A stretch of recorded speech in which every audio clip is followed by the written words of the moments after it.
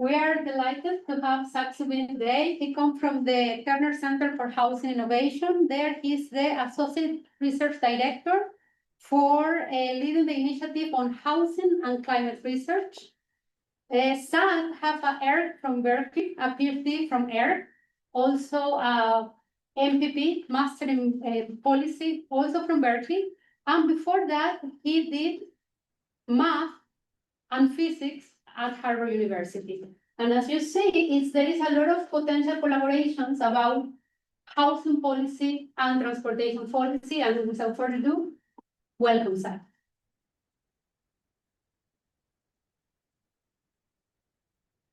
Thank you so much, Marta. Yeah, I hope you all can tell me lots more about the transportation data that I'm using here. Let's see.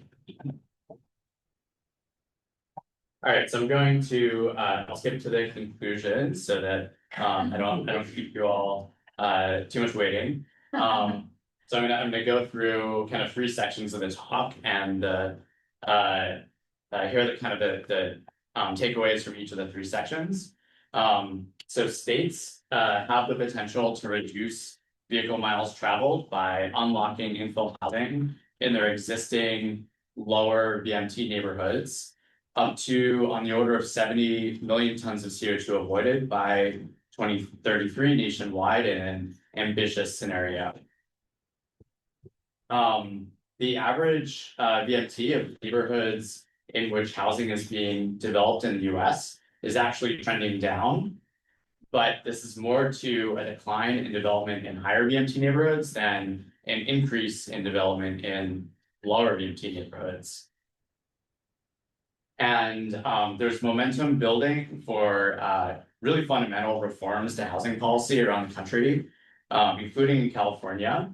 But I would say these haven't, with a few exceptions, haven't really gotten to the scale yet that we will need in order to bend the curve on vehicle miles traveled and greenhouse gas emissions. So I'll start with sort of some overall context on me and the work we're doing. So I lead at Turner Center, I lead our Housing plus Climate Policy Research Initiative. We've kind of divided that into 3 focus areas. The first one is reducing carbon pollution when building new housing. The second is equitably retrofitting the existing housing stock. And the third is supporting housing systems as they face impacts from climate change.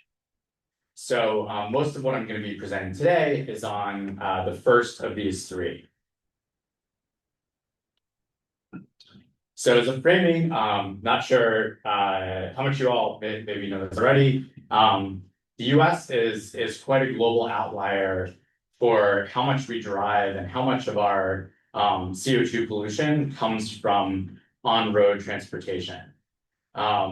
So compared to countries like Saudi Arabia that have that are very oil intensive, compared to peer countries like Australia and Canada, the US has more CO2 emissions from cars and trucks. Compared to countries like the UK and Japan, it's almost 3 times as much per person, and of course even greater ratio compared to the global average.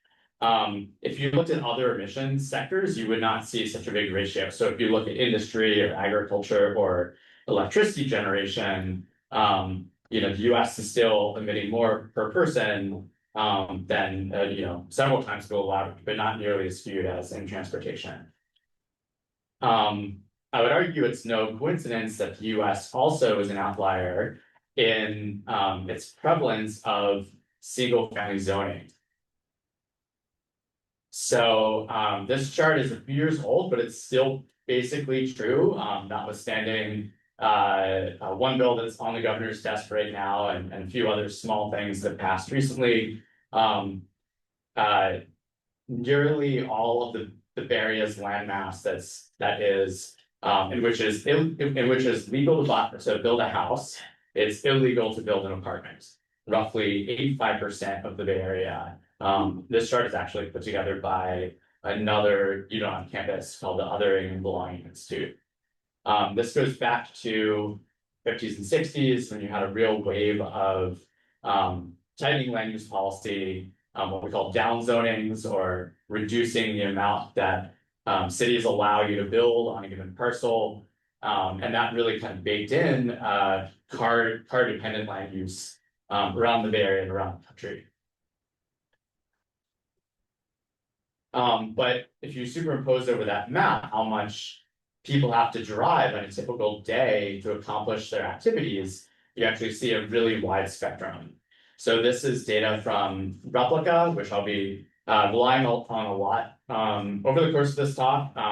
If you all can point me to better data, I'm happy to use that. This is the first kind of national neighborhood level data set I've been able to get my hands on that looks reasonable. So the inset map shows Bay Area travel patterns from the spring of 2023. The blue neighborhoods, people drive a lot less. The red, people drive a lot more. It looks like a lot of red, but that's also not as many people live in the red. So those are kind of roughly even quintiles being shown.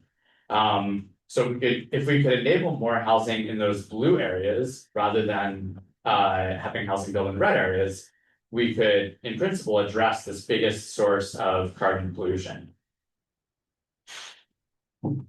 But as I mentioned, we still have a long way to go. So the state has very ambitious targets for both CO2 emissions and housing development by 2030. And you can see we're pretty far off both of them. On the left, we have the state's essentially its target for transportation sector emissions to be consistent with the current state climate plan. And the blue line above that shows the recent emissions trajectory from passenger vehicles. So that's basically cars and SUVs. On the right, you see that the state set a very ambitious target for building housing a few years ago that would essentially require building about 300,000 homes per year. We haven't hit that since the 80s, and it's pretty hard to see an upward trend in the last few years. There has been a lot going on in housing markets. You're probably aware, unrelated to California making it easier to build housing that are kind of headwinds at the same time. Sometimes those headwinds are literally headwinds causing wildfires that, for example, erased 80,000 structures in January. Yeah. 80,000? Yeah. So pivoting into the next section of the talk. So in climate policy models, we have this concept called a wedge diagram, where at one end we have our current emissions, and then we want to get to, say, net zero emissions by 2050.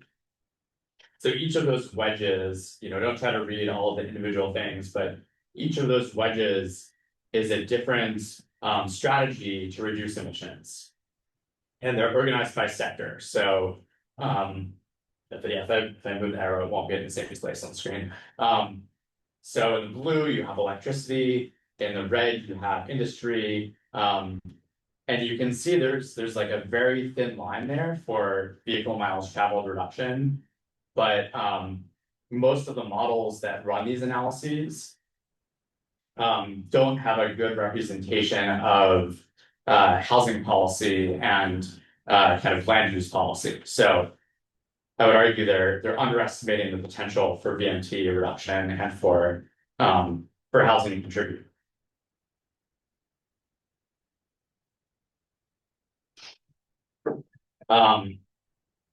So for the next third, I'm going to discuss work that my collaborators and I published last fall on buildings and cities on the potential to scale this up nationally. So we built this around the concept of sufficiency, which is a term in international climate policy, which roughly corresponds to consuming less with holistic approaches that support human well-being while also reducing emissions. Sorry, my throat is getting a little scratchy. Projecting this room. What we found was that reforming land use could represent a significant strategy for energy sufficiency. Each state currently has neighborhoods that are lightly built out, yet have relatively low VMT. So we estimated the potential if each state solved its housing shortage and matched this lower VMT over the course of a decade. So here's what that looks like in California. So we have a distribution here of VMT per person per day. This is showing the distribution at the neighborhood level. So the y-axis is number of neighborhoods. You can see the distribution is right skewed. So the average Californian there is a little bit right of the median. So the scenario assumed that we could build new housing at about 40% less VMT than existing housing per new home, which corresponds to the 10th percentile neighborhood in terms of VMT. So it's not sort of the absolute best you could do. It kind of roughly corresponds with like El Cerrito or Culver City, not downtown San Francisco. Now, it's important to distinguish between the savings per new home and how that would scale up to statewide savings. So you can see the state has a housing plan of 2.5 million homes being added on to an existing 14 million homes.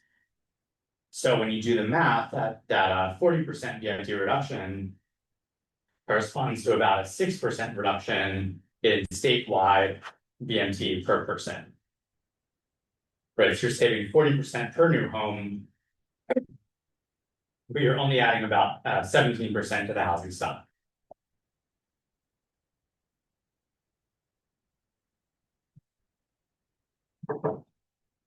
So we implemented that across states and identified which states would have higher or lower per capita potential.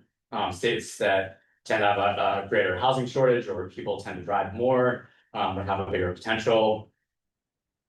And then if you look in absolute terms, thanks to our California's large population, we are still one of the top 3, along with Texas and Florida. Of these emissions, half are from indirect emission sources that are usually overlooked. So if you consider not just tailpipe pollution, but also upstream vehicle manufacturing emissions, if you consider building sector emissions that are correlated with compact development, but often are kind of tracked separately, we think that would just about double the potential emission savings.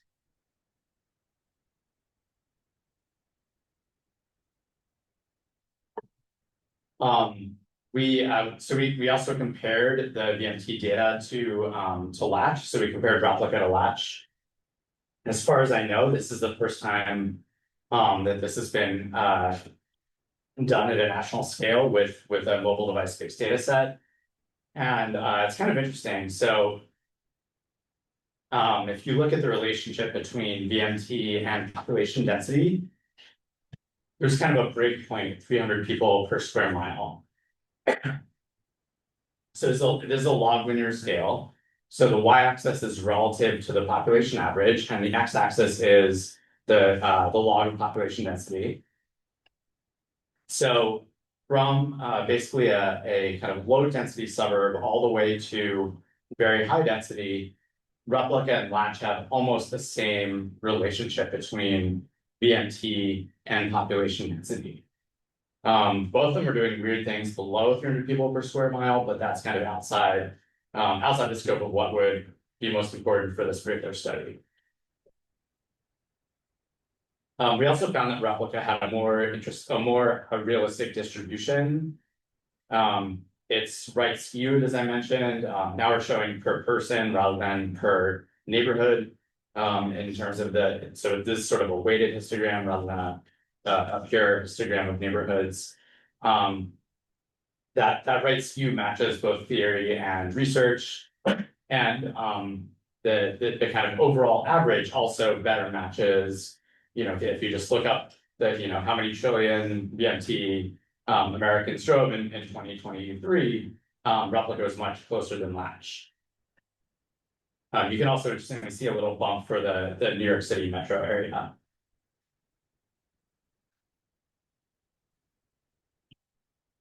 So that's the sort of national future study. So now we're going back in time to history. So we established this potential, then we said, okay, can we actually find evidence for cities potentially having done this already?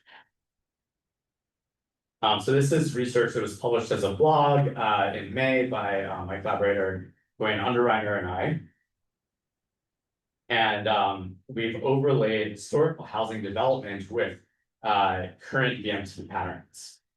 So each bar here is a decade and the number of homes that were built around the country in that decade. Again, using the same color scale, the red shows where people tend to drive a lot, and the blue shows where people don't drive as much.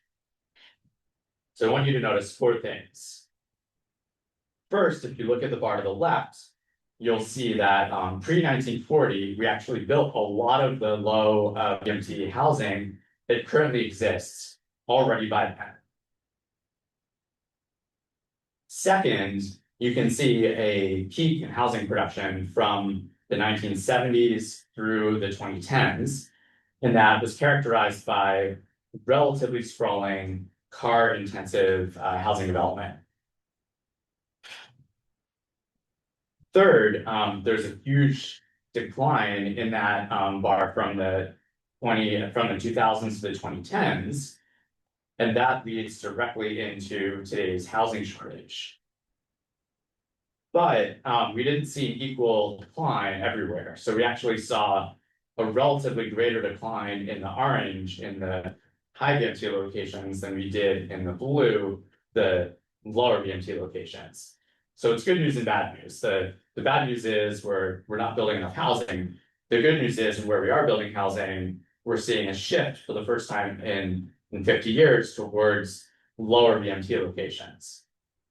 Now this ends in 2019 due to data availability. I suspect it hasn't completely reversed, but certainly there were, you know, things happening after COVID that could change some.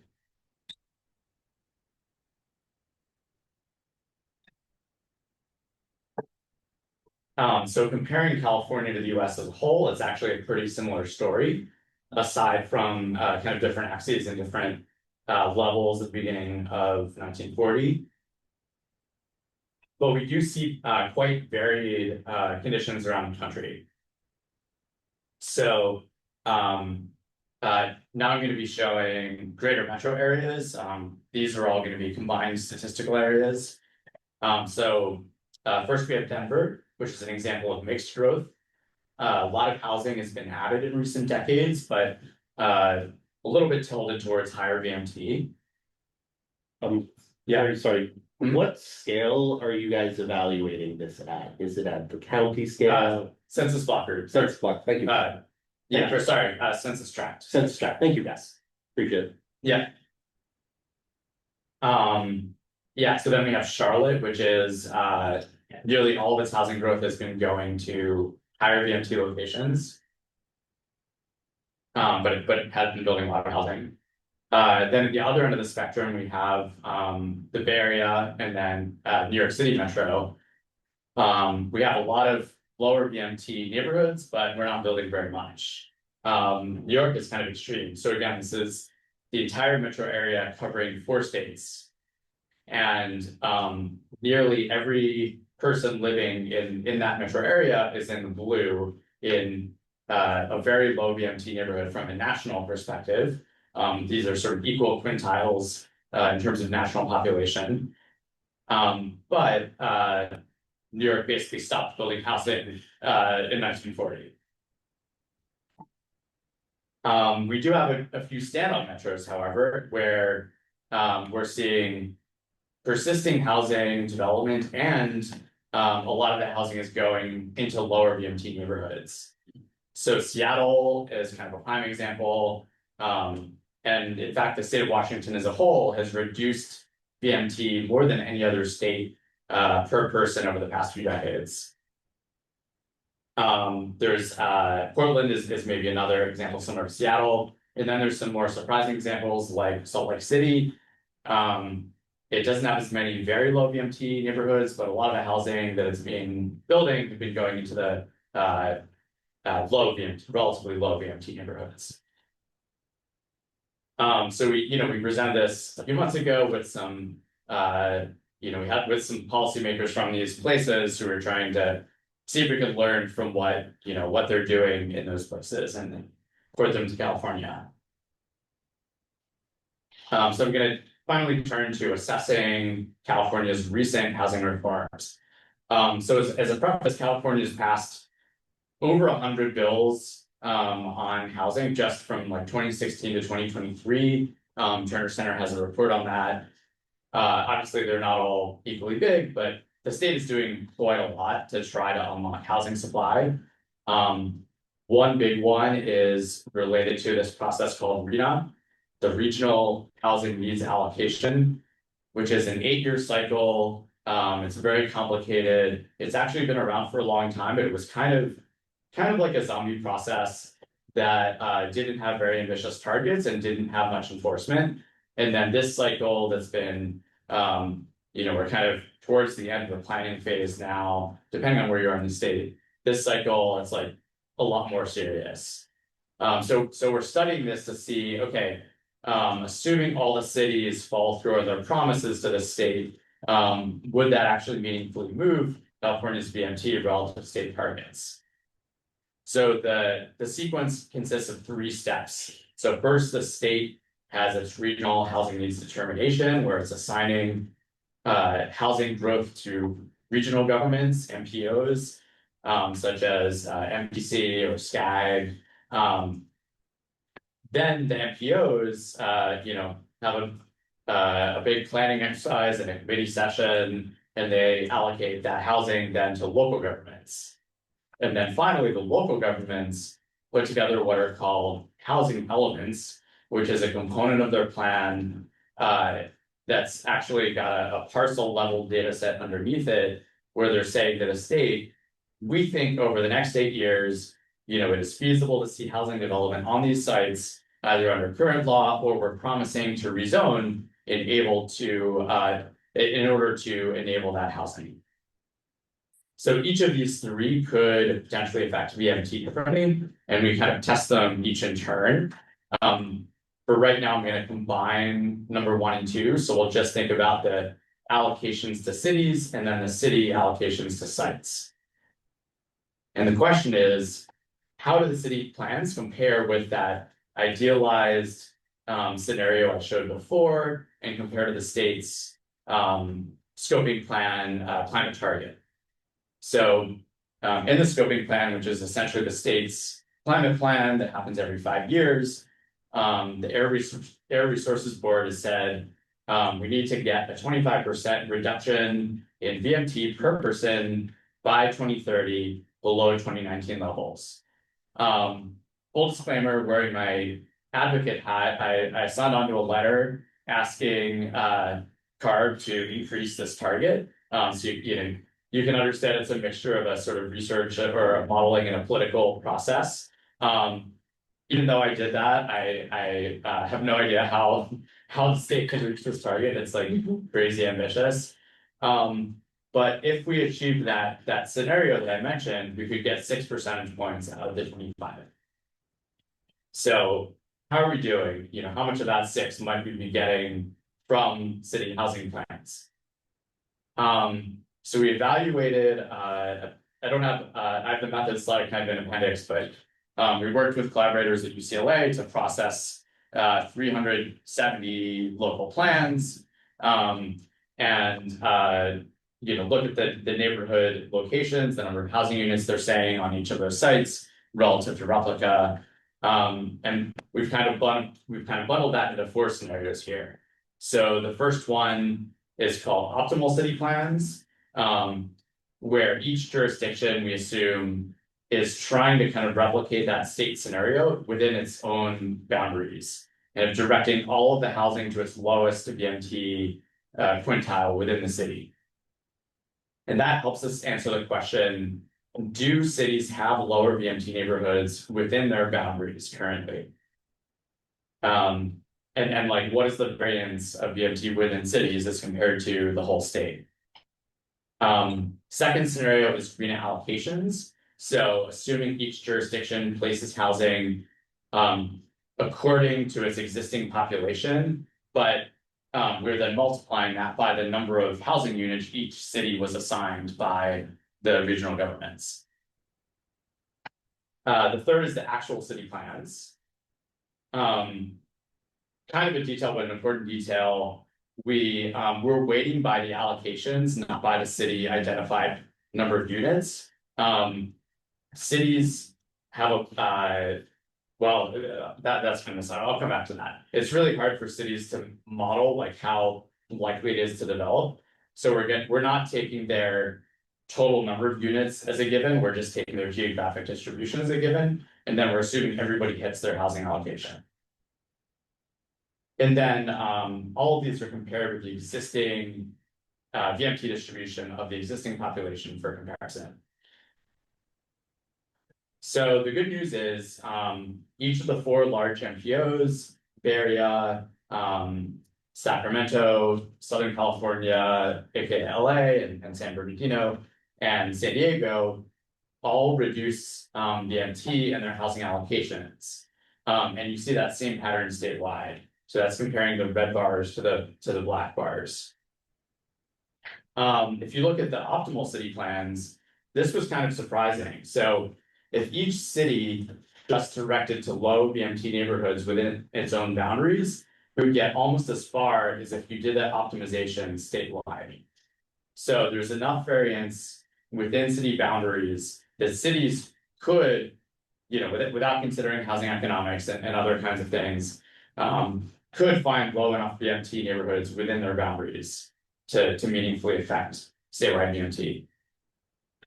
And we also see significant improvement in each MPO compared to the cycle 8 years ago. So that's the good news. The bad news is that the city plans are essentially indistinguishable from the reallocations. So in none of the MPOs did they further reduce VMT.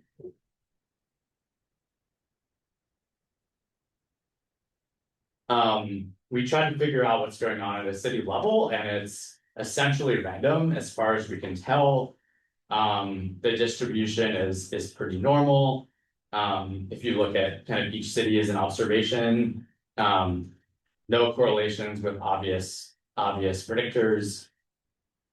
So, the best guess is just cities were not considering VMT, or if they were, they weren't, whatever VMT they were considering was not correlated with replica when they were deciding these housing element sites. So the policy takeaway just from this last third is MPOs are making progress. This is a much more meaningful exercise, particularly in SoCal, where they used to just sort of dump all the projected housing growth to the inland suburbs. And now they're saying, oh, actually, no, like coastal cities that are higher resource, you actually need to build some housing too. So that's good. And I mentioned cities in principle have opportunities to reduce housing within their borders, but the current plans based on the allocations are giving us about a 2 percentage points statewide VMT reduction. And that's assuming all this housing gets built, which is a huge hypothetical. So if we're gonna hit that statewide VMT reduction target, it's kind of on the transportation sector to deliver that, I would say, over the next few years. So we probably should stop expanding highways.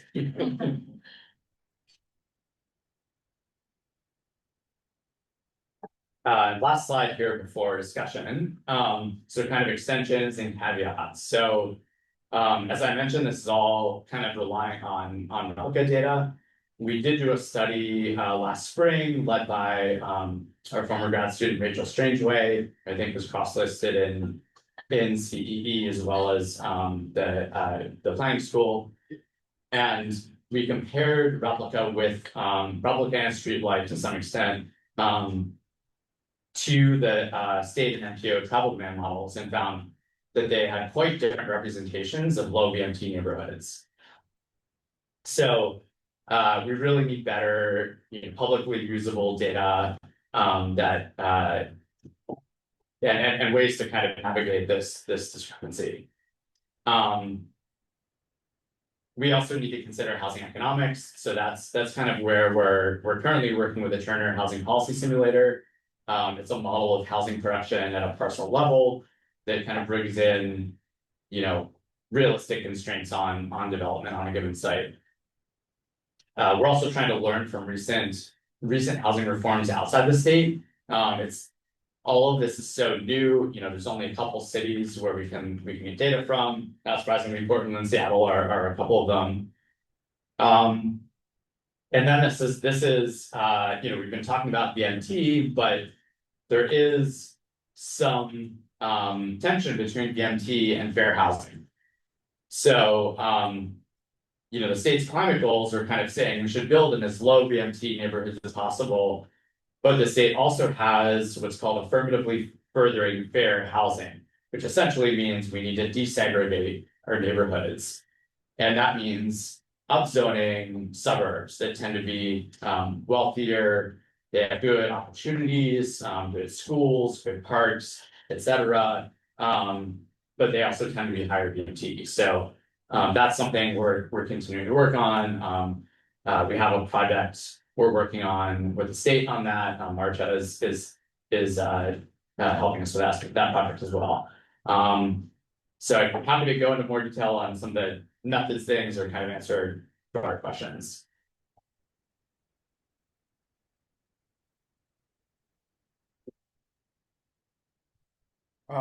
Excellent presentation. Thanks. I have a point and then I have like two questions. The point is better VMT data. I think this is a problem that transportation researchers deal with quite a bit. And one answer that I have found successful is actually vehicle inspections. So states that require annual or biannual vehicle inspections, that data is often either Freedom of Information Act accessible or just publicly available. Massachusetts has some great data on this. I'm not quite sure about the state or the limitations in California, but that might be an avenue worth looking into. My two questions. The first is, let's not ignore the housing economic issue for a second here. The low VMT areas are often on the most expensive land to develop on, or some of the most expensive land to develop on. Always, but not always. So how can we address this issue? Because it's not the state that is developing housing, at least in the United States, right? Right. Public entities rarely develop housing on their own. How do we address this issue of like, if we want to reach that goal of having most of the housing development on low VMT land, how do we actually address this issue of the actual economies of housing development within not only just California, but across the nation overall? Yeah, so first on inspections, that's a great idea. I know there have been some studies historically in California. I don't know if I'm allowed to say this, but I'm like advising a state project right now, and they're supposed to be like updating VMT data based on inspections from the DMV, and like they have the contract, they're like waiting on this data, and they can't get like one state agency to like hand the data to this like state funded research project. So be great to get that more easily. In terms of housing development economics, so that's kind of like a lot of everything else that we do at Turner Center, like how to enable more housing. It's true the state doesn't develop it, but the local governments often outright prohibit it or have kind of zoning and approvals processes that are so cumbersome that effectively precludes housing from being developed. So that's why you have that kind of 100+ laws that I mentioned. We do have to address housing costs as well. Okay, so maybe I like to think of it as sort of like we have to do zoning reforms, to make the housing legal. You have to reform approvals processes. We need more funding for affordable housing. and we have to reduce costs. Some of that is kind of costs from regulatory burden, it costs 2 or 3 times as much in California as in Texas or Colorado, according to a recent study. Some of it also is sort of about innovation, industrialized construction, things like that. So that's kind of a whole, you can have a whole, another talk about just all of the things we need to do to unlock housing development. I think specifically on the point of near transportation being, or lower VMT being more expensive. So that's sometimes true, sometimes not. Sometimes the very low VMT are kind of low income neighborhoods, or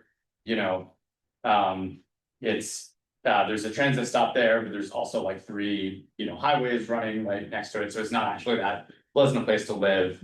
So that those things don't always go together.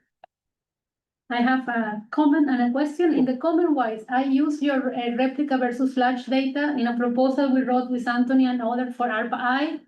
I think open source, different data sets. We plan to compare Qubit, Veraset, replica, open source for every faculty to plug in your methods of allocation. I think now the data is available, as we all know.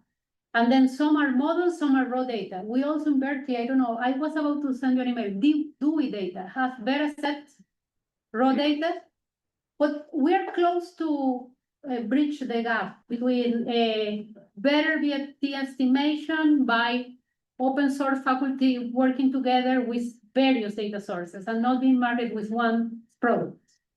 And the question is, how different, you gave us, I'm so curious, you gave us the result that replica and streetlight would change your result by which percentage? Is it surprisingly different?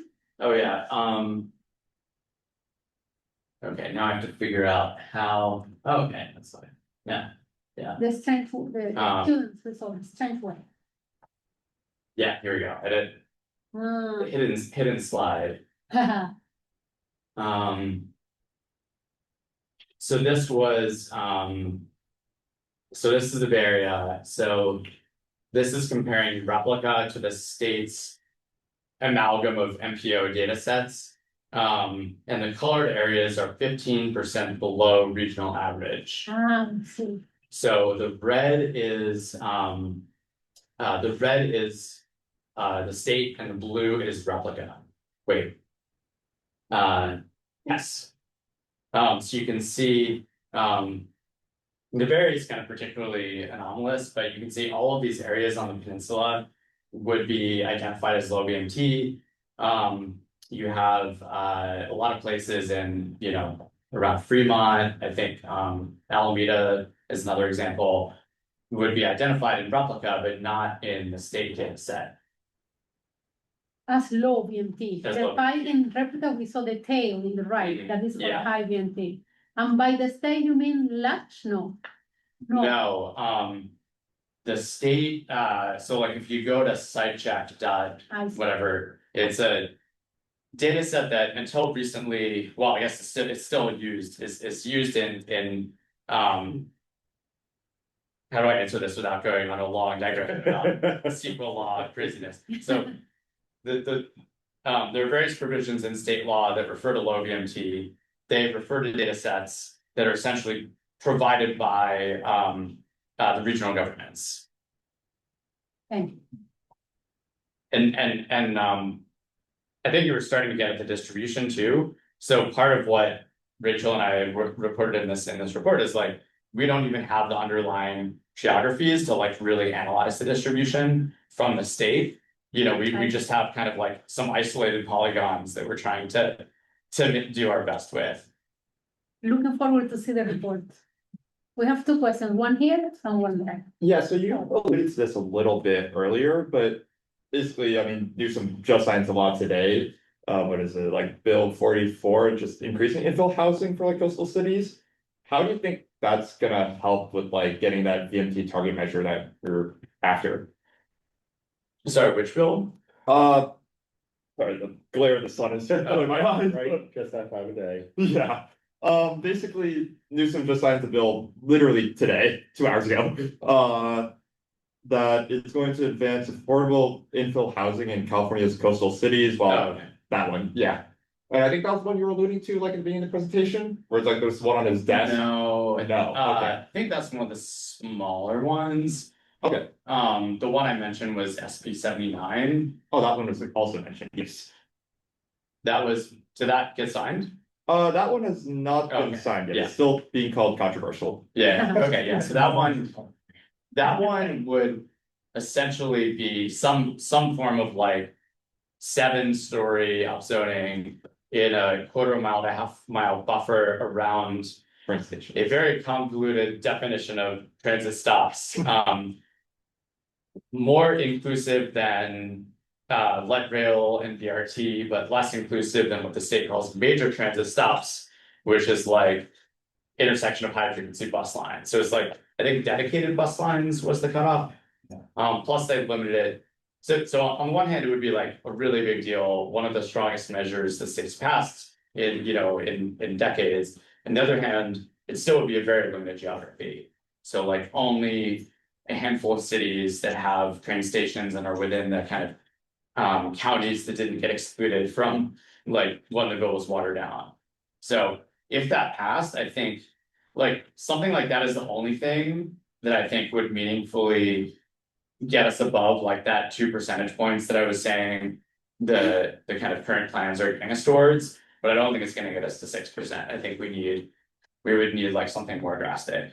Okay, Right, It seems like a lot is like hinging on zoning, so I was curious about, because it seems like a lot of this is, we're looking at this from like a top-down perspective, like hoping that enough, over 100 bills passed in the last 10 years, hoping that they kind of amalgamate to something that is send this wave of housing bill. But I was wondering your thoughts on maybe like more of like a bottoms-up approach, because I mean, if you're looking, for example, like Berkeley managed in the last 10 years to flip its entire city council to like now suddenly where it's like 5 of the city councilors are grow ups and we got one. And so like maybe if there's any value in looking at this from like a bottoms up approach, like, and in 10 years they managed to, I know we only upzoned recently to like 3 stories, so back to 1970s level what we used to have, but like I'm curious about your thoughts on maybe like like seeing, because ultimately the upzoning election that's additional state preemption is gonna come from the bottom.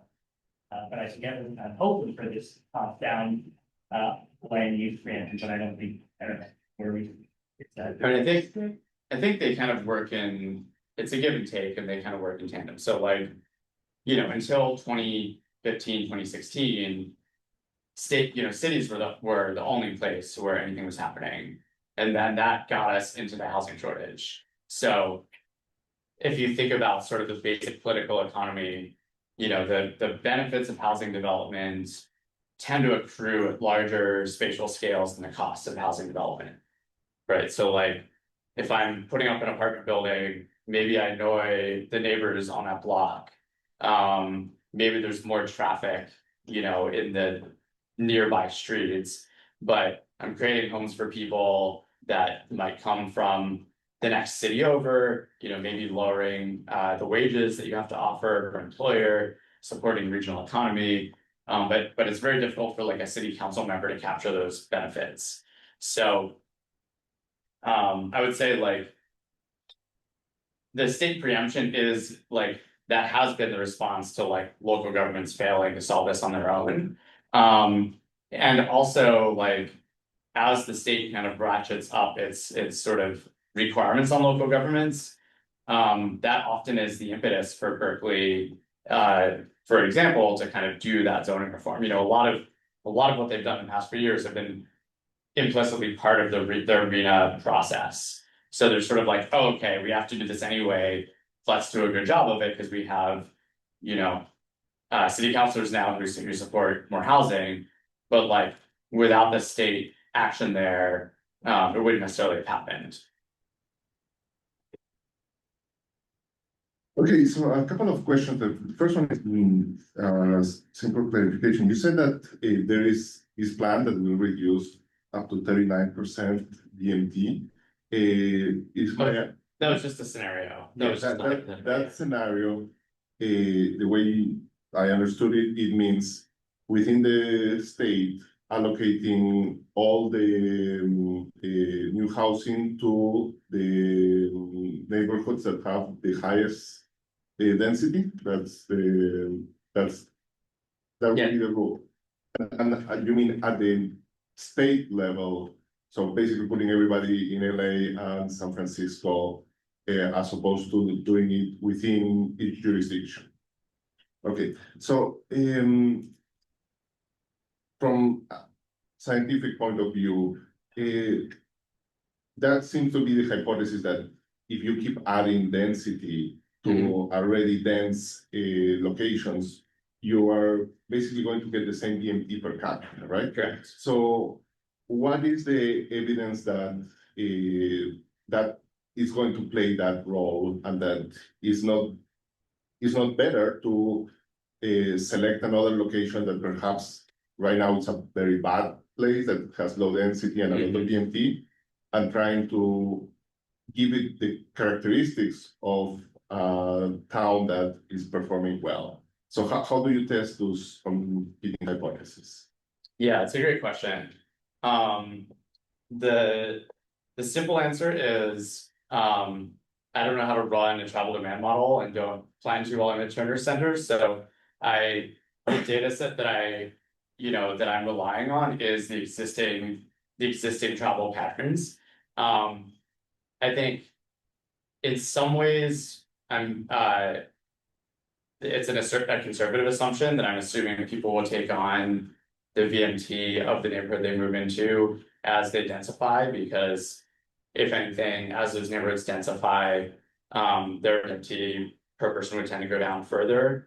Like if they, if that development increases local amenities or maybe adds congestion, that would reduce the driving of the people already there to some extent. If we had a way to go to existing suburbs and kind of reduce the VMT of everyone there, I guess maybe another way to say it is that's like a complementary strategy that's kind of orthogonal to housing policy. So I consider that to be kind of a transportation sector policy. Like how do we take a suburb and get people out of their cars for some trips, make it safe to bike, maybe have different parking pricing, have more local destinations, all that kind of stuff. So that's all kind of like a parallel strategy. You could also ask about, like, as you add housing to those areas, maybe you sort of get a bigger VMT benefit by like adding housing to a lot of areas that have high VMT. I try to do a little bit of kind of back of the envelope math with like elasticity, and I kind of convinced myself that that the effect of like where you're putting the people was the more important effect in most circumstances. But we could kind of talk about that. Yeah, so the only thing that worries me is, and again, I'm not an expert in this area, it's just a concern, is that we have seen a lot of policies that didn't play out the way people expected them. So I'm concerned that if a policy comes out that says all new housing development has to be in high density areas, then that kind of kills any other policy that might be looking to improve other locations, right? Right. Yeah. So from a policy perspective, that's definitely not what we would kind of put forward at the Turner Center. So we're and this is why that last third, we're still kind of struggling with like what the policy takeaway is. So on the one hand, even our current rules are not doing enough to kind of encourage low VMT.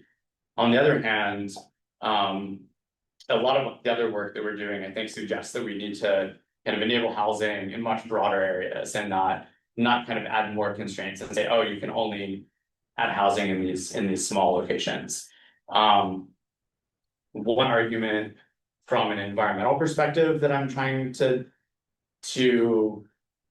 bring in potentially is like getting back to the emissions accounting from earlier. I think there's potentially benefits from adding kind of gentle density over large land areas that are not just captured in lowering VMT.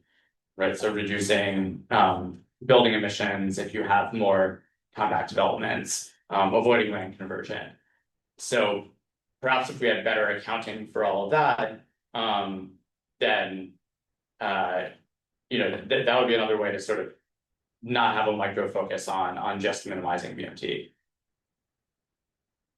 Yeah, I was wondering if you could maybe expand a little bit on what you said at the end about schools and parks and other amenities, because in my neighborhood, people freak out about more housing because the schools are totally overcrowded.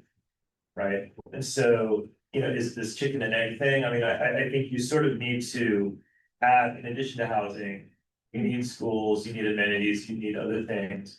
And the other issue is if you continue to have really large warehouses, like say, like, the Costco's and the, the Walmarts of the world, if we're gonna. Unless we move to this model where more things are just delivered to your house, so you don't need a car to go shopping. Like, can you comment on sort of these other things, again, that are, I guess, orthogonal to housing and maybe to transportation as well, that are factors? Yeah, I mean, I think it does kind of underline the point about, again, that like the argument for not concentrating housing just on a few neighborhoods, because most of the neighborhoods in the state, are built out as single family neighborhoods, and so to some extent they have room to grow to make better use of their existing infrastructure. And the kind of the simple story is like the more people you have for your net area, the more efficient you can use that infrastructure. At a local level, that's going to be quite variable. So, some schools maybe are getting pretty full. There's other places where essentially the lack of housing means that there's no families able to afford there anymore, and schools are closing, like in SF and Oakland. Yeah, sorry, but maybe I missed the last bit of your question. No, it's just a complicated, so I understand, I guess. These populations age in different ways, and I don't know where all the children are ending up, but I know in my neighborhood, the schools are totally overcrowded, and so that's an issue when people try to, that they talk about, oh, let's build, a larger, apartment building here, and. I have a little back, I'll Yeah. talk with you about it. It's messy and complicated and a huge history of racism, especially in the Northern states. And California kind of counts as one of those. Sorry, I didn't jump up. Gee, can I ask one question more? Last question for you. I had two, but let's, the technical one is, I'm curious in your work, how you saw low VMT areas correlating with demographics, especially things like income, age, etc. And basically, this is always like, I'm always nervous using VMT as a proxy for accessibility is messy, and I'm very worried based on what you're saying. Is the result of this finding going to be, well, we need to put more housing in low VMT areas, but we really want to put them in Berkeley where people actually need, and it is transit accessible, but we're not going to do that. We're going to move it and put it somewhere in a really poor part of West Oakland that's going to have low VMT, but is not really transit accessible. Yeah, that's a great point. I think VMT is correlated with income. But it doesn't totally explain the math. I guess is there a way to control for the non-transportation aspect in this work so that it's not just VM, so that we can be a little bit, and that's to some level not directly into the schooling issue, but right. Is there a better way that we can measure it to control for some of those, like would there be a demographic controlled VMT metric that we could use instead? It's an idea. Yeah, I've seen Chris Jones's 2018 study did a little bit of that, where they had sort of a like, is your neighborhood above or below VMT control for income? Yeah. mostly for simplicity in order to be able to explain this stuff to policymakers. I haven't done that. You could certainly make a metric that's sort of like the residual, after controlling for the sort of demographic reasons. But, and I think your other point though is very valid, that like we need to focus on accessibility. We also need to think about fair housing. And very last, since we were talking a lot about building more, what have your interactions been with the real estate developers, the entities that would actually be needed to build? Lots of interactions. I think one thing to keep in mind, and this is maybe wearing a sort of housing advocate or political science hat more, is Yeah. like a lot of developers like are not the ones leading the charge for housing reform. Yeah. Like the developers that are in the ecosystem now are the ones we've selected for with this particular housing regime. They're the ones who know how to like get their project through the gauntlet. Often, with very large transactions at a pop. So you might imagine you'd see a very different development ecosystem if we legalized, taxes. So that every time someone's building a mansion, that could be like a few homes, that would bring in a lot of small developers, small builders. I hope it became super clear that the before and after policy interventions and transportation intervention is a very mature area for our two centers to collaborate. Yep. Thank Thank you, you, Martha. Zack, for coming.